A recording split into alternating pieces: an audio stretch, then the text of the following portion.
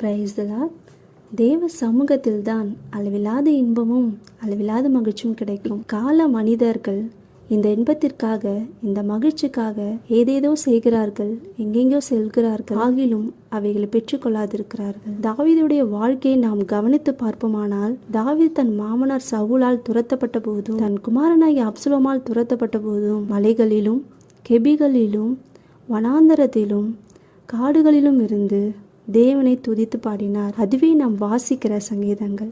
காரணம், அவர் தேவ சமூகத்தில் இருந்ததினால் அவர் இருதயத்தில் பேரின்பமும் மன மகிழ்ச்சியும் இருந்தது. அதே போல் நாமும் ஒவ்வொரு நாளும் தேவ சமூகத்தை இரவும் பகலும் தேடுவோமானால் நம்முடைய இருதயத்திற்குள்ளாக அவர் அளவில்லாத இன்பத்தை கட்டளையிடுவார். எப்பேற்பட்ட பிரச்சனைகள் வந்தாலும், எப்படிப்பட்ட போராட்டங்கள் வந்தாலும், அந்த அளவில்லாத இன்பம் நமக்குள் இருக்கும் பொழுது மெய்யாகவே நாம் ஜெயம் பெற முடியும்.